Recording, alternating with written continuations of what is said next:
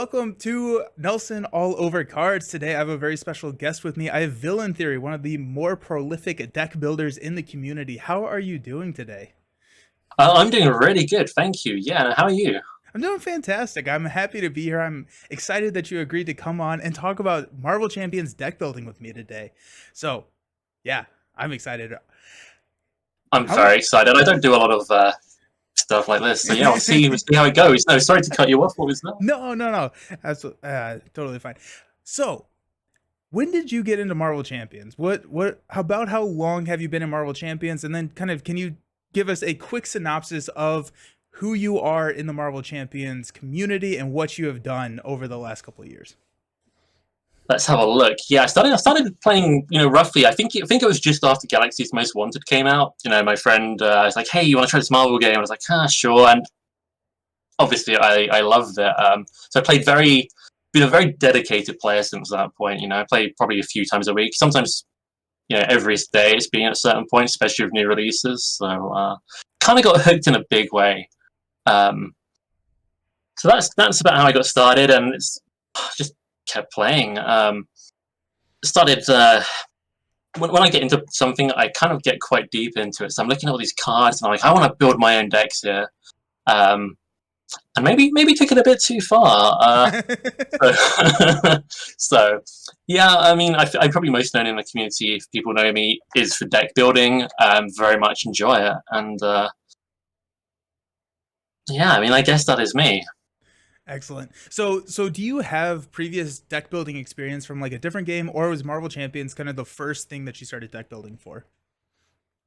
I didn't play a lot of like physical board games or card games, but I've always played. I come from a very video game based background, and I played I played a lot of turn based video games, a lot of tactical ones. And I played like card game video games. Played Hearthstone when it came out, things like that. So I had a little bit of a background, but I would say Marvel Champions is unless you count like Pokemon cards as a kid, is the first like proper thing I've really been into. Nice. Yeah, I collected all the Pokemon cards and I learned how to play it in December. So Oh, nice. yeah, but okay. So that's really interesting because I think a lot of people who have been doing the deck building, and this is just me speculating at this point, have come from other card games, and so it's cool that you're able to kind of see and build around these heroes that, I mean, you've been playing Galaxies, what, it was 2019, so no, 2020. 2020. Yeah, I think it's getting on to 2 years, but not quite yet. It's somewhere around that. Yeah, that's awesome. So Yeah. I want to start out with the hardest question of the night. Who is your favorite Marvel Champions hero?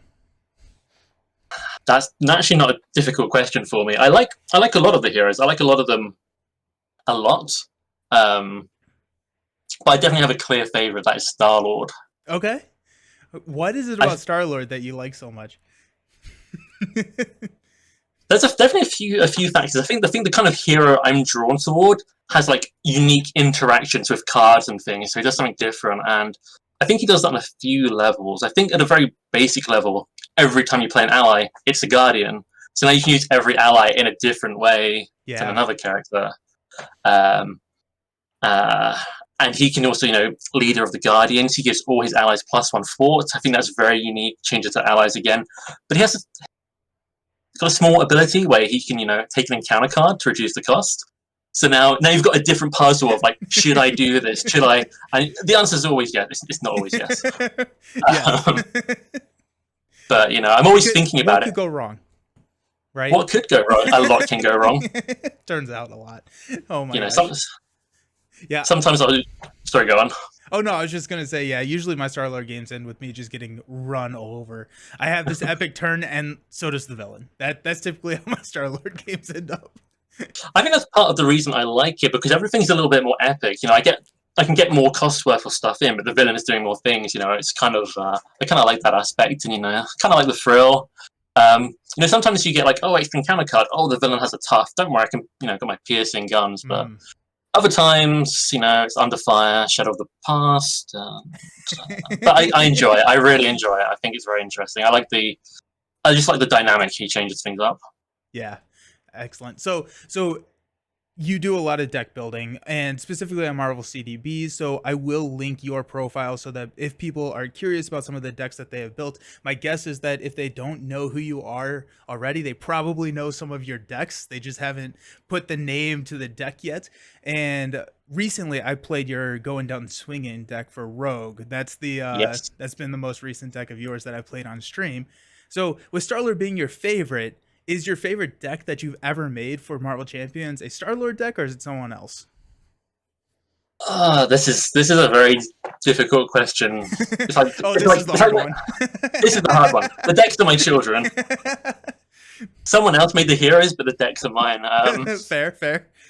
I would probably say it is a Star-Lord deck, but there's definitely a few up there. I could change on a given day. But I do like my Star-Lord. I've made a couple of them, so definitely enjoy those. Okay, nice, nice. And is there a specific aspect or archetype that you prefer deck building for, or is it do you want to try and do everything all of the time?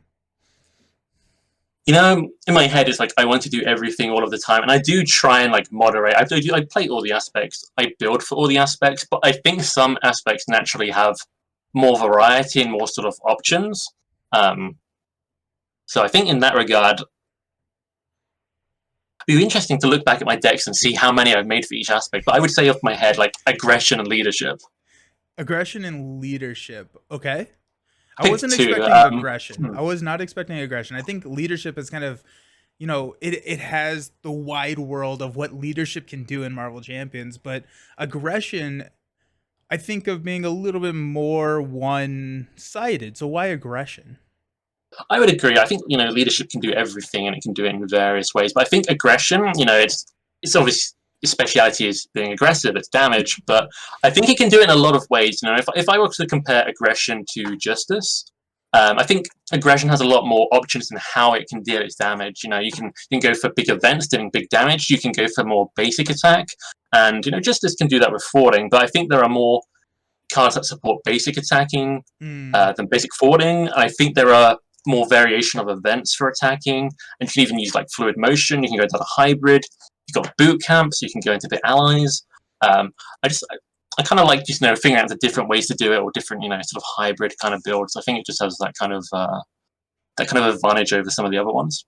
Okay. And so also, I meant to ask this earlier. When you are designing a deck, do you have a specific player count in mind, or are you kind of designing for like what your typical player count is, or is it kind of a little bit of a both?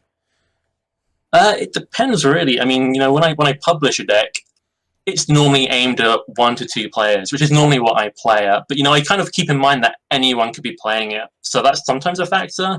But when I've got like a blank canvas, I'm thinking, okay, what player count am I designing this for? Because, like I said, I normally play at 1 to 2, sometimes 3 and 4, but normally 1 to 2. And if I like a deck, that might be when I think, I could put this out to the community. That's the most common way. Okay. Last question before we kind of get into talking about deck building specifics. How many decks do you build versus publish, or is that something you don't want to necessarily say? Let's see. I think I've published almost 40 decks, but I'm pretty sure my library on Marvel CDB, and I've balanced it a couple times. I think it's like almost 500.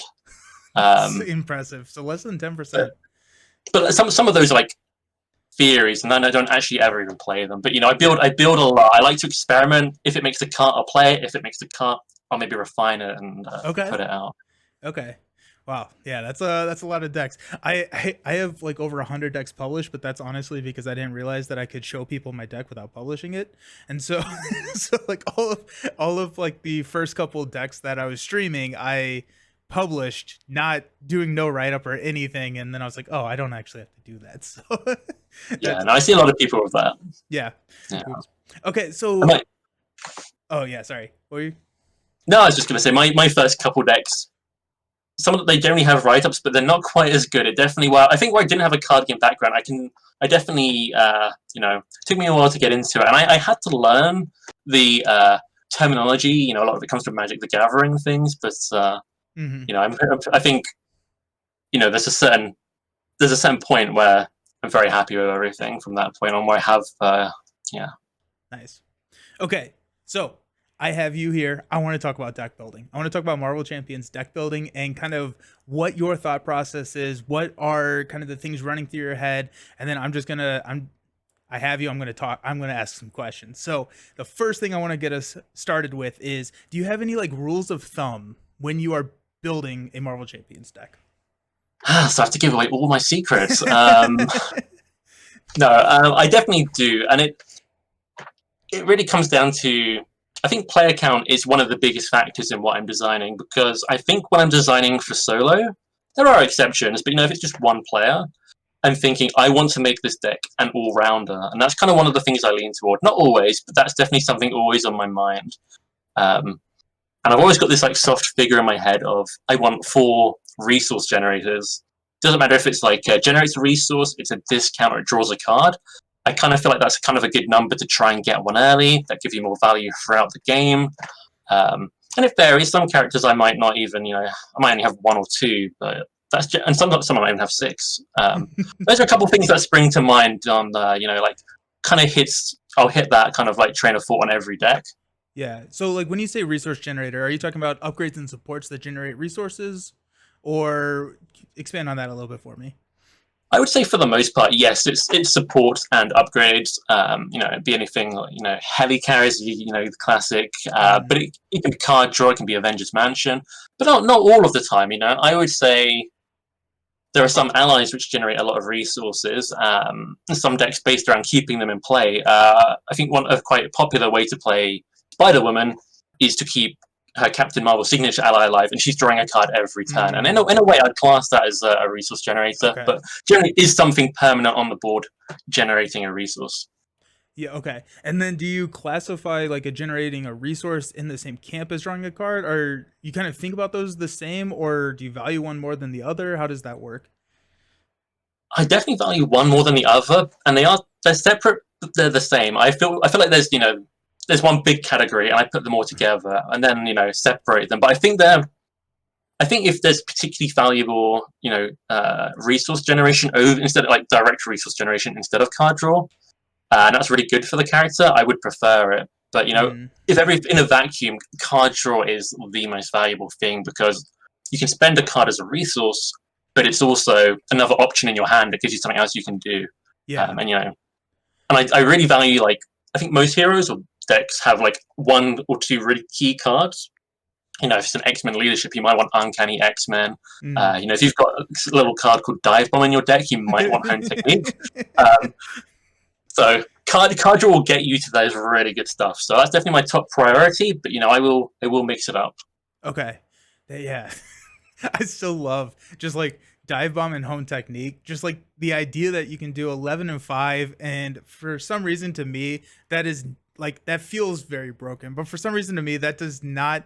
I don't have like the negative association with like an OP combo, just because it's so much fun. I love that. It is fun. It is really fun. I don't build a lot of decks with it, but my partner really likes that kind of deck. Yeah. So occasionally I'd be like, "What about Home Technique Dive Bomb?" And then that's what happens, and it's very fun. Everyone, yeah, the entire table. You don't have to worry about minions. It's good. It's good. Okay. That's great. And then so now that we have like Rogue, who can get, I don't know, probably all of the resource generators. What's your idea, or what's your thought process around like that? Have you built a deck where you get 10 resource generators on the table, or 12 resource generators on the table yet? I think there's diminishing returns where you can too many resources where you can't you might have no cards left. It's interesting with Rogue. I think she's a very unique hero because her events are really good, but they're very expensive. So I think she wants resource generators more than most characters. But some of them, you have to jump through a hoop to play them with her, because you can play the Sorcerer Supreme, but you need to get a Mystic character on the table to take the trait from. So I feel like if you try and hit too many traits, it can get a little bit inconsistent.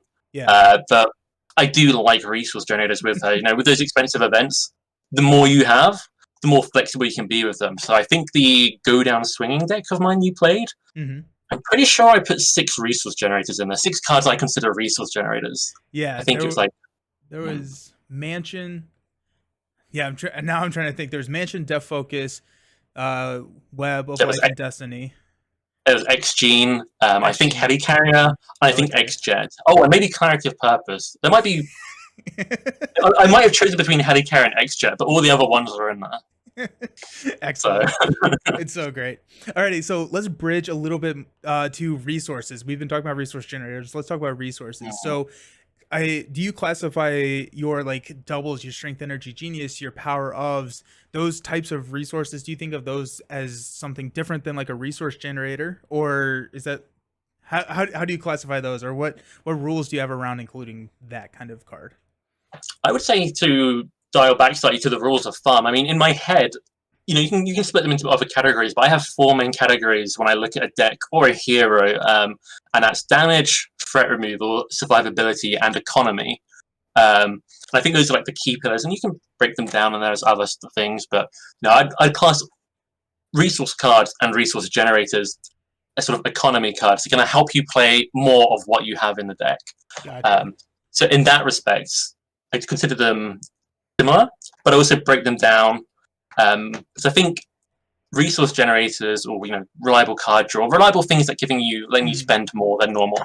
Um, I would consider them sort of a long-term gain, and you're reliably getting that benefit every turn. Whereas a resource card, you're getting that reliable benefit. I mean, the reliability can differ a bit depending on what the card is, but in general, you're getting that benefit every time for your deck, but not every turn. Right. Yeah, and that nothing feels worse than drawing five. The doubles and the power ups. Have you ever done that? Mm. I don't think I've ever drawn 5, but I've definitely drawn. I've got like strength, genius. I'm like, okay, this is fine. This is fine. Energy, okay. Give me a That's mansion. Come definitely. on, give me a mansion. Give me Mm, something to play. Oh my gosh, yeah. yeah, Yeah, I yeah. oh, overcosting a deck is can you overcost a deck, I guess? Or not okay, can you have too much resource generation or too many resources in a deck? Yes, resource generation depends on how specifically you're categorizing it. Because card draw, you can always not have too much card draw. I would say. Okay. Because you can always whatever cards you get, you can spend on the other cards. Hmm. But you can definitely get in a situation, where I think some characters who like low cost cards. Sometimes I've put in too many 0 costs, and suddenly I've got like a Quinn carrier on the table that's not doing anything. The crew are falling asleep.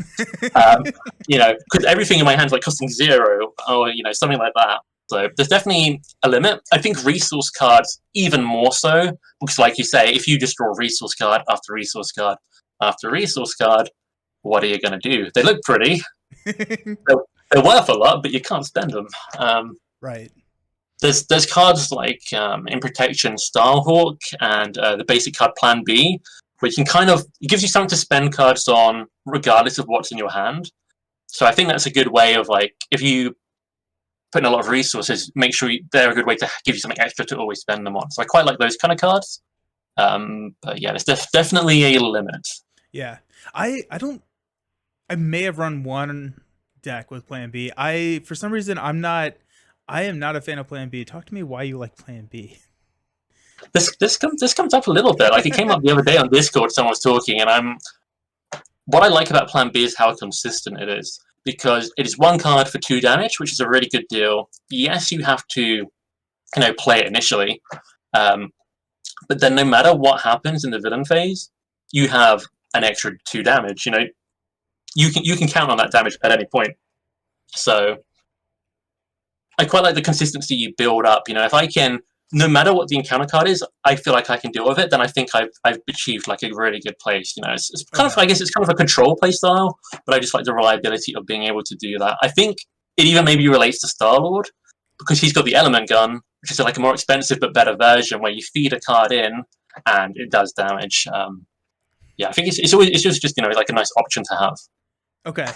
Yeah, maybe I just need to revisit it. But the thing that I hate most about in any type of card game is random discard. And I realize that if it's the last card in your hand or whatever, you're not Mhm. going to play it anyways. But for some reason, having random discard printed on a card I immediately had a negative. Nope, I don't want to. I don't want to touch that. But I've heard that before, and in my head it's the same. I see random, I'm like, oh no, and I might as well roll a dice. But I would say over 90% of the time it is the last card you're using. You're trying to get like this nasty minion down to its last, couple hit points. You take it out, or got a card left over. Let's hit the villain for 2. But I definitely get that. That's fair. I think it's really good on characters who tend to have expensive cards, because if you have too many expensive cards, you're going to end up with a leftover card. So it's kind of excess resource disposal. Okay. Yeah. Okay. I'll take your word for it. I'll try it again. I'll try it again. One of the interesting interactions I came across playing Rogue, Plan B I think is in the deck you played with mine, is her Nemesis set has this treachery card called Misled, which goes into your deck, which goes into your hand, and just throw it through Plan B. That's cool. Okay. You're selling me. You're selling me. Because we have started seeing a little bit more of that with like Mysterio and Rogue's Nemesis and Mystique. Well, I guess which is Rogue's Nemesis, but the Mystique modular set, where you're starting to get cards shuffled into your deck. And so if you can figure out a way to actually utilize those rather than just, oh dang, I drew it. Okay. Yeah, no, that's fun. I like that. It feels like you've got like a one up on the scenario. It's like, you're trying to stop me having a card, but I'm still going to use it. Okay, yeah. Okay, I'll try it in one of my next Hero Spotlight videos. We'll try and build a deck utilizing Plan B, and I'll actually try and play it, because I think when I saw it in the video where I was playing your deck, I was just like, okay, cool, resource. Toss. Oh my god. So disrespectful. Yeah. Okay, so when new cards are announced, so like when we get, if we get, no, I'm just kidding. When we get new, when we get new articles and we get new cards and we see new cards, what excites you the most about seeing something new? Is there something that you're like, I want to build around that? There is. That's definitely really what I'm looking for. When I see a card, which I would call, I think this is a common term in card games, like a build around card. That the first time I saw Hone Technique, I was just like, suddenly half the cards in the entire aspect of aggression, have new value, changes the whole thing up. And I'm like, that's like a gold mine to me. That's something that would draw me in, and I will spend, if my amount of decks wasn't a giveaway. I really enjoy making decks, and Yeah. So that would give me hours of fun, just thinking what I could do with this. So that's kind of what I'm really looking for. Something that I can drop in and it will change up a lot of old cards or old heroes that will have a big impact. That's my favorite thing to find. And but the alternative is, if there's a new hero, not so much the aspect cards, but the hero, I will look for which one of the aspect cards, which one of the hero cards has interesting interactions with aspect cards. Is there something I can use in weird ways? Yeah, and I think Rogue gave you enough to, be happy for a little bit at least. Yeah, no. I think I've only published one Rogue deck. I know two Rogue decks, but I've got multiple in every aspect for her, just because there's so many possibilities. So she was great for that. It's insane. Okay, so I want to go back to these build around cards that you're talking about. Help me define that. What does that look like? Hone Technique, I feel like, is the extreme, and yes, that feels very much like a build around card. But like what kind of traits, not okay, traits is probably a bad word because that's actually a thing on the card, but like what are you looking at, and what makes something a build around card? I think it's something that has a dynamic impact that gives a lot of value. So, I can build a good Justice deck with a bunch of, any kind of, the classic cards, and I can put Clear the Area, Multitasking, Turn the Tide, and I can remove one of those and it will still be a good deck and it will still play very similarly. But a build around card will change up the value, I think, of a lot of cards, or have so much value you want to capitalize on using that card specifically. So another example I would say is Repurpose, where now suddenly tech has a lot of different value. So now you're like, oh, I'm going to put tech in, so that, if you remove Repurpose, you've just got a deck with a bunch of random tech in. That's, not maybe what you want, but, Repurpose is the unifying thing that will bring it all together. Okay. Yeah, that's really interesting. I've never thought about it as like a classification like that, where it's kind of, and you definitely want to keep in mind the hero, but it's definitely a card that you are kind of that drives the deck building. So I think like one way or another, And Yes. Justice could be like that, where it's not, you're capitalizing on the benefit it gives you, not necessarily, it's giving you something bad, but it's giving you also 3 card draws. And now your deck is all around, okay, defeating these side schemes with Skilled Investigator and Turn the Tide. Yeah, Turn the Tide. Yeah. And cards that, capitalize on that action. So that's really interesting. So we got Repurpose, which is the green. I'm just trying to get an example on each, one way or another, which is Justice. Hone Technique. What's a blue one? What's a I think blue? that the blue ones are actually you might kick yourself after this. Any of the tribal ones, so Mighty Avengers. Now I'm putting Avengers in that Yeah. kind of thing. Those are the obvious ones. If I put Sneak Attack in, now I'm looking for expensive allies I can cheat in and get like that extra value. Yeah. So there's definitely a couple there. Okay. Okay. Yeah, that's interesting. And do you prefer kind of building around those deck defining aspect cards, or are you more interested in building around a hero specific ability, or both? I don't think I've got a specific thing. I really, there's certain aspects I prefer to others, certain cards I prefer to others, but I'm really, my favorite hero is based a lot on my favorite deck, and I really kind of play the deck rather than play a specific thing. So I think it just depends on how many things. I'm definitely drawn to a lot of things interacting with each other. So it can vary. Um, I'd probably say it's a 50-50. It would depend on the hero ability. I like broad reaching ones, like how Star-Lord makes every ally a guardian. So I'd Yeah. say the broad reaching ones are my favorite. Okay. Okay, that makes Yeah. sense. Are there any cards out there that you want to make work, or you want to build a deck around, that you just haven't been able to figure out yet, or figure out a way to make it work yet? Yeah, there's definitely a few. I mean, I've tried making a teamwork deck, which is the card where I think, when you're making like a basic attack, you exhaust an ally and you add their basic attack to your basic attack. Okay. And I like that card, and I have made a deck with it, and I've got okay results, but I feel like I haven't, unlocked all its potential. I feel like there's got to be something more with that card. And a more recent card is coming out with, I think, Gambit is the Bishop ally, Yeah. and I've put him in decks before, but I feel like there's definitely got to be a way to. I don't know if break the card is too much. I mean, maybe too much, but I feel like I always look to Spider Woman because 2 aspects you can do more things, and I'm thinking, what if I can make the enemy attack me a lot to charge him up quicker, and how can I really get that value? Because I feel like there's a lot more potential with him. Yeah, Bishop is the Justice Oh, ally that whenever you get attacked, he puts a charge. This is a new one. And then whenever he mm. attacks, it's +2 charges for up to 6 damage, correct? Yeah, so he's got 0 attack, 2 fort stat. But yeah, like you say, I think it's when your hero is attacked, he gets a charge, and every charge is worth 2 attack, but you spend them when he attacks. So you can just fort with him twice and block like a normal ally, or you can wait for him to get charged up and do massive 6 damage. Sounds like a fun Ultron tech. Yeah, that'd definitely be good.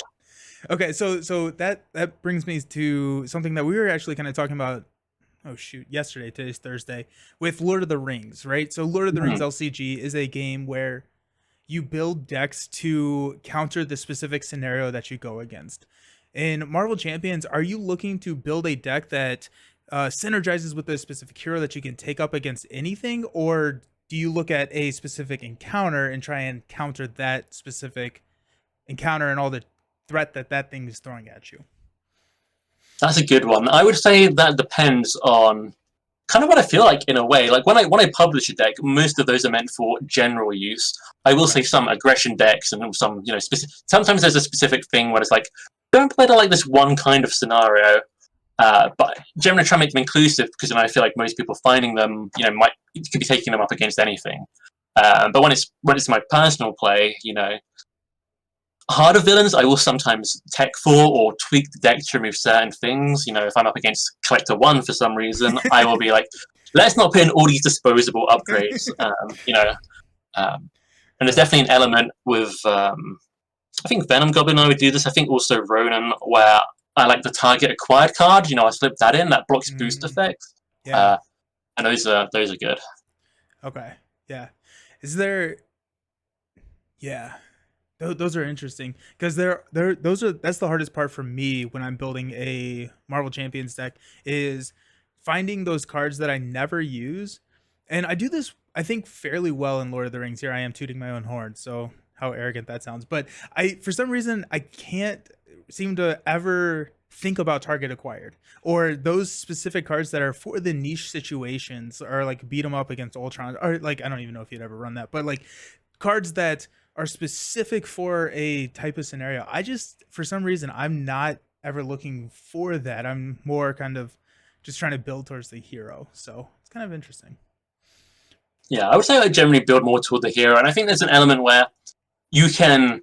It's like I haven't actually played Lord of the Rings, but I get the impression, and I think you actually said this on your stream, that you kind of build to beat the scenario. But I feel like there's an element of Marvel Champions where if you build too much for some scenarios, it becomes not always, but sometimes a bit easy. So I Oh kind yeah. of like in my head, I'm like, I don't want to counter everything perfectly or too much. But maybe that's Yeah. why I like Star Lord. I need the encounter cards to hurt me. There you go. There That's you probably go. not healthy. Okay, so random question. If you had to take a deck, you're going to play a 4-player game. You have no idea what the other players are running. What deck are you bringing? I feel like this is the boring answer, but I'm bringing leadership because it's the all-round kind of can hit everything on the head. So it doesn't matter what they bring. I can maybe do a bit of forwarding, a bit of damage. Um, I can block for people with the allies if I want to. So probably some kind of general, maybe an Avengers leadership deck, maybe an X-Men one. I think that would be handy. Um, but it depends if I know the scenario in advance because if I feel like we're playing something easier, I could maybe have a little bit of fun, bring something a little bit spicy or unusual. Yeah. Okay. Okay. Yeah, that just popped into my head and I Hmm. was just kind of curious. Okay, so do you have any advice or resources or things that you would suggest to people who are interested in starting deck building for Marvel Champions? That is a really good question, and honestly, I don't know if I have an answer. I don't have any. I can't point to any specific resource that I used. I really was mostly just community engagement, feedback on what I had made. Is how I started getting into it. Um, I don't know if I've got a specific resource like that. I could talk about it all day, but I haven't got anything written down. Okay. Yeah, Hmm. yeah, yeah. So you can talk about it all day. Let's talk about it just a little bit. Maybe not all day, but like Hmm. not necessarily like let's not point people to this XYZ article. But like if you had someone who had never built a Marvel Champions deck before and they said, "I want to build a deck for X hero." I'm not even going to put a constraint on X hero. What would be the first thing that you tell them to do? Ooh, first thing if they've never built a deck before. I think it's a little bit back to sort of my, sort of rules of thumb. How I initially break a character down. I would say, you have to build the character for a purpose because I think a lot of people's first impression is I want to build a deck. I just want to put in the best cards. Mm. The best cards might be what you need. You kind of, I think I even see this in gameplay. Some people will see like their cards in their hand and they'll play the best ones rather than what they need. So Mm. it can have a really good attack, but now the villain's gonna scheme out and you've lost. Um, so I think definitely sort of look for a purpose and figure out a direction first. So for me in solo, I trend toward an all-rounder character. So I say if you look at your character, look at their card, see if you can figure out, if every card seems like it's doing massive damage, maybe you don't even need to add in much damage. Maybe you should look at threat removal, that kind of Mm. thing. Just try and balance out the deck. And I think the opposite isn't true in multiplayer, where you can really specialize in a role. So just decide what you're doing before you start adding cards would be my first thing. Kind of have an aim. Okay, yeah. And then that can even point them to a specific aspect. So if you have massive amounts of damage, every single card is throwing down 10 damage. Maybe go justice, right? Because you want to shore up the weakness. You want to do a little bit more and you can't there are multiple ways to lose in Marvel Champions, right? And you can't just there's one way to win in 95% of the scenarios. But Yeah. so you have to balance for solo and multiplayer to some extent. You can't necessarily expect to not ever help with threat mitigation if Hmm. you're running the damage character at the table. That's yeah. Yeah. Okay. No, I would Okay. say. Sorry. No, no, no, no, no. I was going to say, I think if you were to in multiplayer, if you specialize in one specific thing, let's say removing the threat, I think it's generally more efficient than being an all rounder. But at the same time, if the villain hits you with a nasty, or the threat removing player with a nasty encounter card, they're not removing much threat. So you kind of have to be prepared to step in that respect. Yeah. But yeah, 100% agree. Yeah, yeah. And not all hero kits are created equal. So I do like the advice of look through your hero kit, figure out who you're building for. If you're building for Hulk, right? He has the damage. Yep. Yeah, he can do a lot of damage. Or if you're building for trying to find a middle of the road character that doesn't do everything. If you're building for Star-Lord or someone like that, right? He has a lot of threat mitigation in his kit with Leader of the Guardians. Is that the card? Yes, that is. And just a couple of his other, I don't know his cards off the top of my head. I don't play Star-Lord that much, which is maybe why I'm not very good at him. Yeah, no, he's got some stuff. I would say Star-Lord's main weakness is his defense. He's only got one defense, and yet he's getting all these encounter cards. So to him, and maybe not like straight to protection, but defensive cards, I would say like allies or stuns. I think those kind of things are really helpful for him. Yeah. Okay. And then when I started playing this game and when I started getting into deck building for this and Lord of the Rings and Arkham, I don't know how to deck build for Arkham at all, but I would go on and look at decks like yours or like other people or other deck builders in the community and just look at the hotness or the most popular decks and play them. And then I would tweak them and I would like, okay, what happens if we take this card out and what happens if we take clear the area out and add 4 justice? What does that do to the deck? It's like, okay, well, we don't really actually need that much threat. So you can't, as starting out, I think you are at the point where you don't necessarily have to play a deck to see if it's good. Depends on the deck, but I would say, I have a good impression when I look at a deck, yeah. Yeah, but especially starting out is you want to be playing the decks to kind of get a feel and not necessarily just one go against one villain. If you play against Rhino, you have to I'm a little upset that they put Rhino in as the first villain because I feel like he's actually one that you kind of have to build for because he can scheme out so quickly. He has so many like issue or like you can lose so quickly. And I think Claw is a little bit better of a all around, let's test the deck, kind of see multiple situations. And so like play him against a couple of different scenarios and then tweak and then go and just try new stuff. One of the things that I appreciate from like playing your deck is like I would have never thought about playing with the spider folks in Rogue, right? It wouldn't be something that would have ever crossed my mind because she's X-Men. I'm going to leave her an X-Men. Maybe throw Kalu in there to get the Avenger Mystic stuff. But like, and so it's cool to look at decks and look at the popular decks where people have figured out and they understand and they know the game so well and be able to play those just to see how it feels like I unlocked that combination and now like you can file that away and start looking at interactions between cards after you've played them and after you've seen them used. Yeah, no, I can see that. It's definitely coming from a different place. It's interesting what you talk about players and how you start to play a deck. That's really interesting for me. I think when I first started playing, my friend said, "Hey, want to play this game?" They gave me a Black Panther protection deck, and I played that about 5 times. And by the last couple of times I was playing it, I was trying to make little tweaks here and there, but I didn't really know what anything did.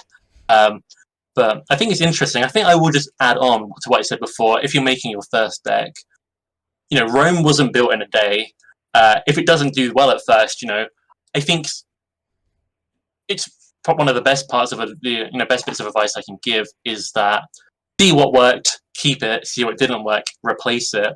And once you've done that, for a handful of decks, you'll start to be able to have a grasp on, you'll start to be able to see as you're building it up, if there's any, sort of red flags in that regard.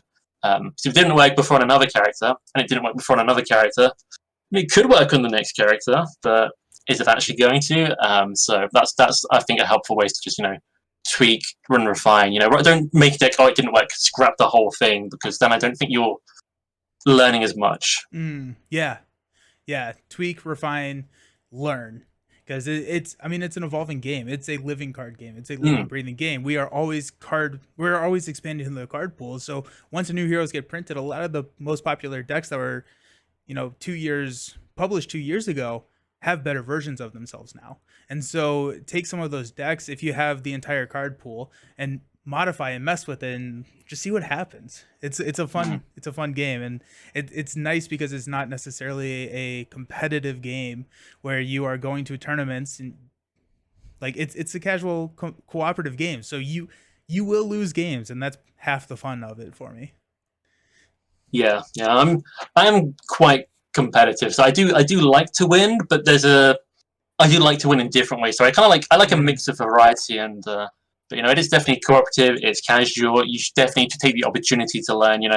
The worst thing that happens if you lose, you play again. It's not like Yep. your opponent beating you. You kicked out the tournament. Uh, Exactly. Alrighty, before we close up, I want to do some wild speculation with you. What okay. what would be something that you would like to see added, either a card or a archetype or a Hmm. specific hero ability that would just make you super super happy as a deck builder? That's a really good question. Some of my favorite cards, I will say, are cards like Repurpose, which completely flip on the head existing cards. Yeah. I think Rogue's touched ability is honestly an example of the kind of thing, like it's hard to top that, but it'd be something on that kind of thing. Something I've really liked are the Psionic cards with Phoenix. Like the Justice and Protection one. The Justice one turns their scheming to threat removal. So I think taking something that's like established to work one way, but then being able to use it in a different, to do something it's not intended to do. I think that kind of thing, because if suddenly all aggression cards could remove threat, that would like blow my mind. Then I could, like, Yeah. yeah. Oh, that'd be I don't know great. if that's that specific one, but something on that line Yeah, that would be yeah, yeah. really amazing. Yeah, the theme that keeps coming back are like these like complete shifts, or the overarching shifts, the leader of the guardians, the things. Yeah, there's so much that can be done, and the designers continue to amaze me to put out unique mechanics. I mean, like, I remember about 2 years ago when I was getting into the game, I was just like, okay, I think they've done it all, and and that has not been the case. That has not been the case. And I do think there's a lot more room. I think there's so much potential still. So I'm really excited to see if we get anything, what happens. Oh, I'm sure we will. I'm sure we We will. will. We Yeah. definitely will. Yeah. Excellent. Okay, before we log off, anything else that I did not ask or you wanted to throw out there to the deck building community? No, nothing's jumping out at me out there, but I would say the thing to remember when you're making a deck, regardless, is have fun. I think some people like to play more for power and have the utmost powerful deck. Some people just like to go crazy. But as long as you're having fun, it's okay. Um, some people will. There's almost like a sense of, oh, this card is too good, or you shouldn't do this. In some cases, or there's a certain character of a medical degree that some people think, oh, it's too strong, don't like them. But I think if you enjoy it, you should go for it. I think that'd be my biggest thing. Yeah. Yeah, absolutely. Have fun. Awesome. Well, thank you so very much, Villain Theory, for coming on and talking about Marvel Champions deck building. It's been really cool. It's been fun to pick your brain and see how you look at these cards and build decks. I'm going to link all of your Marvel CDB, public profile, all of that. I'm going to link that down below so people can go look and play your decks. And also, if you have played, or if you do go play one of his decks, let me know and let us know in the comments, because I'm curious. And actually comment on Villain Theory's decks, because Marvel CDB, you can comment and talk about decks, and it's always fun to go through and read the comments and see how people have been playing some of those decks. Do you go back and read through those comments on CDB for your decks? I would say I read 90% of them. Some of my older decks, I don't always keep up everyone, but yeah, if you comment on my decks, you're most likely gonna get read and possibly even a reply. And same to the YouTube comments. I'm really curious to see what you guys think. Awesome. Yeah. So thank you so very much for coming on, Villain Theory. I hope you have a fantastic night. I know it's super late, so I appreciate I appreciate you No, logging I'm on okay. at the I'm late okay. hour. Awesome. Well, Thanks so much for having me here. yeah. Awesome. Well, I'll see you around. See you, Yep. everyone. See you guys. Cool.